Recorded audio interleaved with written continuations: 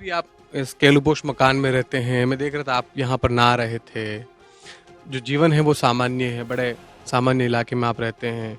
मंत्री आमतौर पर बड़े बंगले, बड़े गाड़ी में रहते हैं। कुछ बदलाव होगा आने वाले दिनों में? हम लोगों की प्राथमिकता ये रहेगी कि उन लोगों को जो सुविधाएं पहुंची नहीं है वो सुविधाएं पहुंचाएं। जिस गति से पहुंचानी चाहिए वो पहुंचाएंगे। हम पूरी ताकत लगा करके जितना जल्दी हो सके, संभव हो सके, उन सुविधाओं को वहां तक पहुंचाने का काम करेंगे। माननीय सुंदर सिंह जी भंडारी राज्यपाल बन गए, कपड़े खुद धोते थे। तो ये हमारी एक संस्कार है, उस संस्कार में हम जीते हैं। तो मैं खुले में ना हूँ या बाथरूम में ना हूँ, उससे कोई फर्क नहीं पड़ता है। हम काम कैसा करते हैं वो जनता को दिखता है। मंत्री पद की शपथ आपने ले ली, अब विभाग बंटने हैं। किसी तरह की चॉइस आपने बताई है, पूछी गई है? क्या करना पसंद करेंगे आप? तकरीबन 4 साल पहले केंद्र की मोदी सरकार ने उड़ीसा के प्रताप चंद सारंगी को केंद्रीय मंत्री बनाया था। साइकिल वाले मंत्री के तौर पर उनकी पहचान हुई और देश में बीजेपी ने एक मैसेज देने की कोशिश की कि वो किसी नेता को कहां तक पहुंचा सकती है। और इस बार राजस्थान में भी यही हुआ। मुख्यमंत्री भजनलाल शर्मा के बनने के बाद तीसरी बार विधायक बने बाबूलाल खराड़ी को मंत्रिमंडल में जगह मिली है। बाबूलाल खराड़ी जाडोल विधानसभा के विधायक हैं और कोटड़ा में रहते हैं। कोटड़ा वो इलाका है जो उदयपुर से तकरीबन 125 किलोमीटर दूर है और यहाँ पर पूरी तरह से आदिवासी इलाका इसे कहा जाता है। सरकारी कर्मचारी आमतौर पर इसे कहते हैं कि जब किसी को काले पानी की सजा देनी हो तो उसे कोटड़ा में पदस्थापित कर दिया जाए। ये देखिए पूरी तरह से केलुपोश मकान आपको तस्वीरों में नजर आ रहा होगा। ये कोटड़ा से तकरीबन 2 किलोमीटर दूर एक गांव है निचला थला, वहां पर है। ये बाबूलाल खराड़ी का पैतृक आवास है, यहीं पर वो रहते हैं। यहाँ पर उनकी 2 पत्नियां, तमाम बच्चे और पूरा परिवार यहाँ पर एक साथ रहता है। यहीं से वो चुनाव लड़े, चुनाव लड़कर राजस्थान की विधानसभा में पहुंचे और विधानसभा से अब वो कहीं कहीं मंत्री बन गए हैं। फिलहाल मंत्रियों के नामों के साथ ही विभागों का बंटवारा तो नहीं हुआ, मगर घर पर रेलम पेल बढ़ गई है। यहाँ पर तमाम कुर्सियां बढ़ गई है, लेकिन मंत्री जी की जो दिनचर्या है वो पहले की तरह है। खुले में नहाना, बाथरूम में आना, लोगों से मिलना और तमाम लोग उन्हें बधाई देने के लिए माला लिए पहुंच रहे हैं। हम कोटड़ा में इस वक्त बाबूलाल खराड़ी जी के साथ हैं। खराड़ी जी, कहीं न कहीं जिस तरह से कोटड़ा जैसे इलाके से पहली बार मंत्री बना है, इस इलाके को कितना विकास अब कहीं न कहीं हो पाएगा, लोगों को उम्मीद है, क्या लगता है? देखिए, आज़ादी के बाद पहली बार झाड़ोल विधानसभा में मंत्री के रूप में मुझे पार्टी ने बनाया। जनता में उत्साह तो है, क्योंकि कभी ऐसा मौका मिला नहीं था, तो उनमें बहुत ज़्यादा उत्साह है कि भाई पहली बार हमारे मंत्री बने हैं और उनकी अपेक्षा भी ज़्यादा है। और इस क्षेत्र में जितना विकास होना चाहिए था वो विकास नहीं हो पाया। आज भी आज़ादी के इतने वर्षों के बाद में मूलभूत सुविधाओं से काफ़ी एरिया पिछड़ा हुआ है। सड़क, बिजली, पानी। तो हम लोगों की प्राथमिकता ये रहेगी कि उन लोगों को जो सुविधाएं पहुंची नहीं है वो सुविधाएं पहुंचाएं। जिस गति से पहुंचानी चाहिए वो पहुंचाएंगे। हम पूरी ताकत लगा करके जितना जल्दी हो सके, संभव हो सके, उन सुविधाओं को वहां तक पहुंचाने का काम करेंगे। अभी भी आप इस केलुपोश मकान में रहते हैं। मैं देख रहा था आप यहाँ पर नहा रहे थे। जो जीवन है वो सामान्य है, बड़े सामान्य इलाके में आप रहते हैं। मंत्री आमतौर पर बड़े बंगले, बड़े गाड़ी में रहते हैं। कुछ बदलाव होगा आने वाले दिनों में? कोई बदलाव नहीं होगा, क्योंकि हमें जो संस्कार मिला है वो संस्कार संघ की शाखा से मिला है। आपने देखा होगा, हमारे पार्टी के संस्थापक सदस्य माननीय सुंदर सिंह जी भंडारी राज्यपाल बन गए, कपड़े खुद धोते थे। तो ये हमारी एक संस्कार है, उस संस्कार में हम जीते हैं। तो मैं खुले में ना हूँ या बाथरूम में ना हूँ, उससे कोई फर्क नहीं पड़ता है। हम काम कैसा करते हैं वो जनता को दिखता है। दिन भर काम में व्यस्त रहते हैं, लेकिन परिवार कहता है कि साहब पिताजी को समय नहीं है। पिताजी तो दिन भर काम में लगे रहते हैं, जनता की सेवा में लगे रहते हैं। परिवार की तो शिकायत है आपसे। देखिए, परिवार की शिकायत तो रहेगी, वो चाहते हैं कि हमेशा मेरे पास रहें, हमारे पास रहें। लेकिन मेरा जीवन सार्वजनिक जीवन है, तो मैं जनता के कामों के लिए घूमता रहता हूँ। मुझे घूमना चाहिए, क्योंकि जब जनता के बीच में नहीं जाएंगे, जनता की सेवा नहीं करेंगे, तो हम किस बात की राजनीति में हैं। उनकी शिकायत है तो वो उनकी जगह है। अब उनको जितना समय मेरे पास होता है वो देता हूँ। और बच्चों का सवाल है तो बच्चों को पढ़ा लिखा दिया मैंने, कुछ पढ़ रहे हैं, अब वो उनका रास्ता वो तय करें।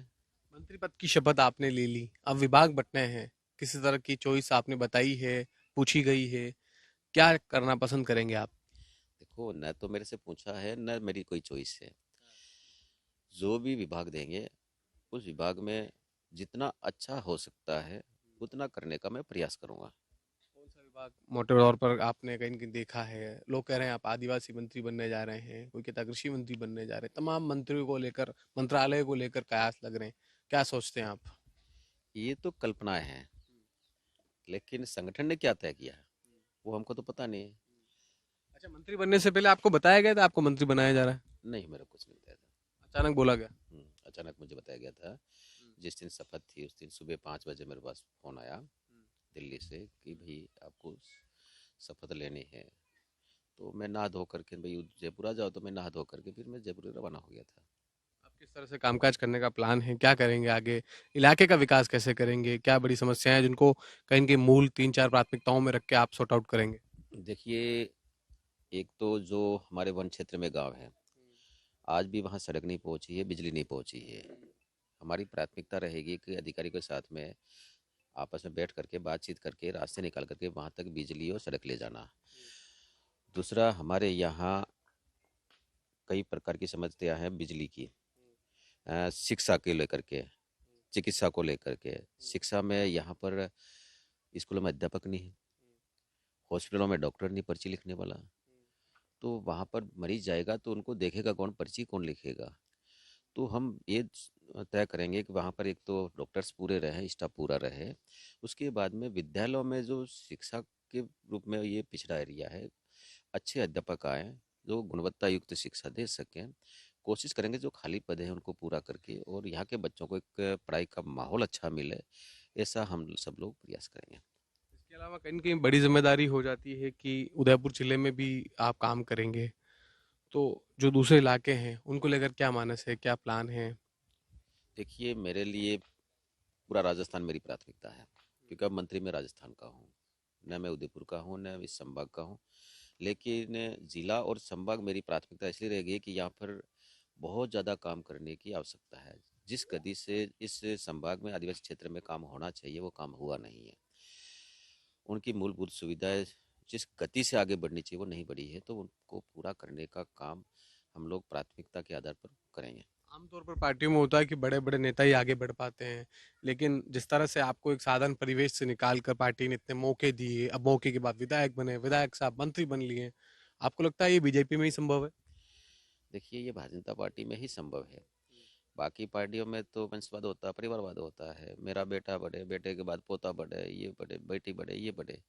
ये भारतीय जनता पार्टी है जो सामान्य कार्यकर्ता को झोपड़ी से ला करके आगे बढ़ाने का काम भारतीय जनता पार्टी ही करती है। आपके परिवार से कोई आएगा पॉलिटिक्स में?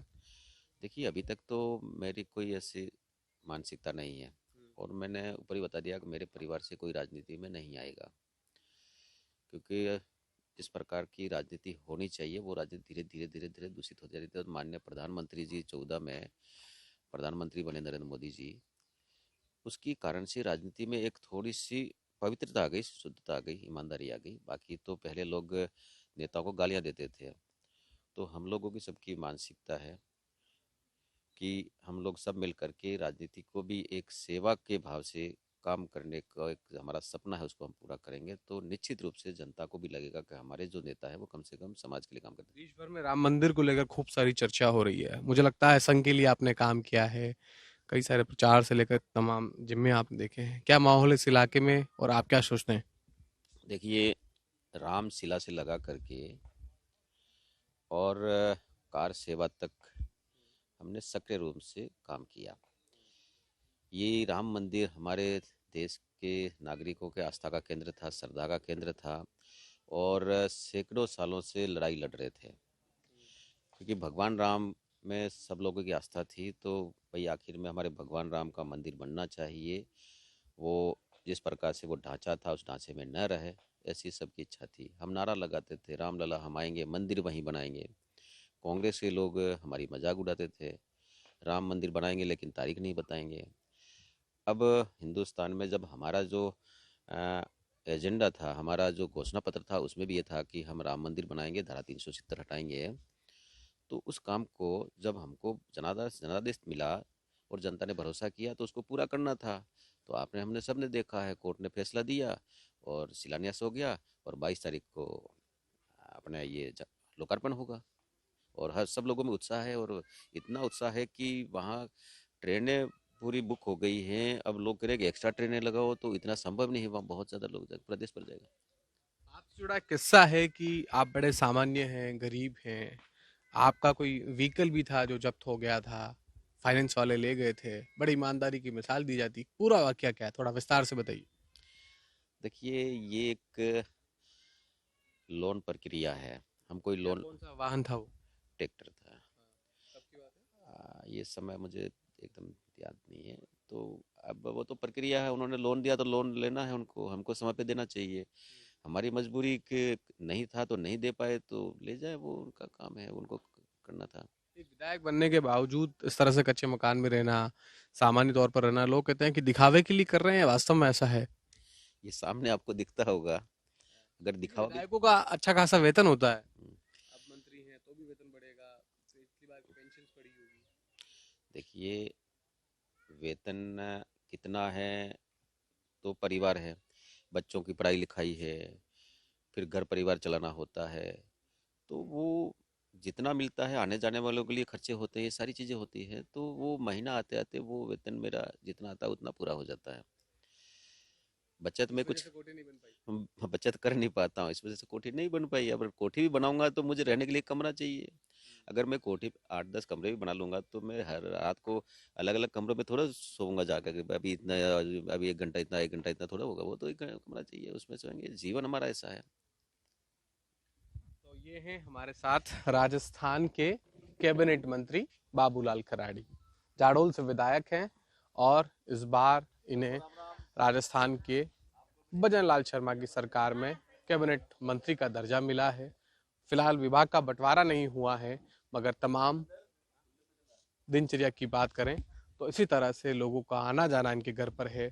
लोग आ रहे हैं, अभिवादन स्वीकार किया जा रहा है, और हर कोई नए मंत्री जी को यहाँ पर बधाई दी जा रही है।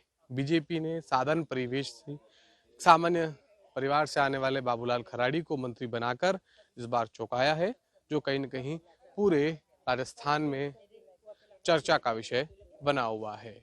ये केलूपोश मकान है जो बाबूलाल खराड़ी का मकान है, जहां पर वे अपने परिवार, दो पत्नियों समेत बच्चों के साथ यहाँ पर रहते हैं। ऐसे में उनकी सादगी को लेकर पूरे राजस्थान में इन दिनों मंत्री बनने के बाद चर्चा हो रही है। सतीश शर्मा, राजस्थान तक, कोटड़ा, उदयपुर।